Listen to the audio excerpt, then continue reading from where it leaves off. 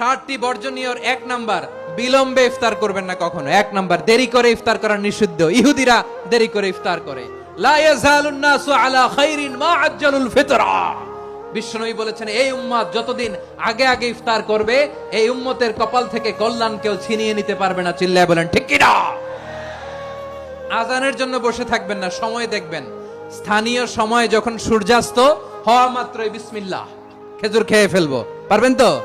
2 number, রমাদানের পবিত্রতা বজায় রাখবো। কোনো তর্ক বিতর্ক অশ্লীলতায় আমরা জড়াবো না, ঝগড়া করবো না, সরাসরিও না, ফেসবুকেও না। করবেন? কেউ গালি দিলে বলবেন ইন্নিমরুন সায়েম, আমি রোজাদার। আল্লাহর হাবিব শিখিয়েছেন, কেউ যদি তোমার গালি দেয়, কটু কথা বলে, অশ্লীল কথা বলে, রমজানে তুমিও বলতে পারবে না। তুমি বলতে পারবা ইন্নিমরুন সায়েম, আমি রোজাদার। আজকে থেকে নিয়ত করেন, রমজানে কেউ গালি দিলে আপনি একটা গালি দিবেন নাকি?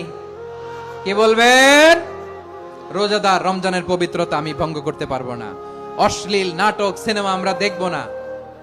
ব্যাড হ্যাবিট থাকলে রমাদানে এটা ছাড়ার মহা সুযোগ। স্মোকিং এর অভ্যাস আছে অনেকের, ঠিক কিনা?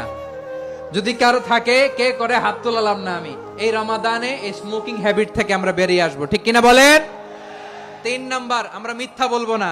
বিশ্বনবী বলেন, মানলাম ইয়াদা কাওলা যুরি ওয়াল আমালা বিহ ফালাইসা লিল্লাহি হাজাতুন ফি আইয়াদা তাআমাহু ওয়া শারাবা। যে রমজানে মিথ্যা কথা, মিথ্যা কাজ, মিথ্যা সাক্ষী ছাড়তে পারে নাই, তার না খেয়ে থাকা, উপবাস থাকা দিয়ে আল্লাহর কিছু যায় আসে না। এজন্য মিথ্যার সাথে আমাদের কোনো সম্পর্ক আছে? মিথ্যা বলবো না। 4 নাম্বার, অপচয় করব না।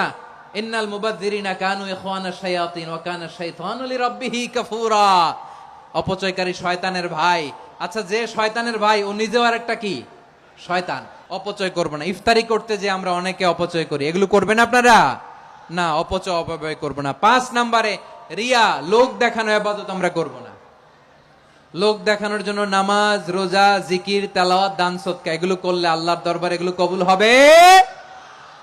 বিশ্বনবী বলেন, দাজ্জালের ফিতনার চেয়ে একটা বড় ফিতনার ভয় আমি করি। সেটা কি? আর রিয়া, শো অফ মেন্টালিটি, লোক দেখানো মানসিকতা। এটা থেকে আমরা বিরত থাকবো ইনশাআল্লাহ। 6 নাম্বার, অনেক গুরুত্বপূর্ণ। ব্যবসায়ী ভাইয়েরা, অনেক অসাধু ব্যবসায়ী আছে, রমজান আসলে নিত্য প্রয়োজনীয় পণ্যের মূল্য বৃদ্ধি করে দেয়। এরকম আছে না নাই? এগুলো করবেন না। মজুদদারি করবেন না। পণ্যের কৃত্রিম সংকট বাজারে করবেন না। আপনি লাখ টাকা কামায়া ভাবছেন যে রোজাদারদের কষ্ট দিয়ে ধনী হবেন। এমন রোগ আল্লাহ আপনারে দিবে, কোটি টাকা দিয়েও আপনি হাসপাতালের বিল পরিশোধ করার ক্ষমতা আপনার হবে না। খবরদার।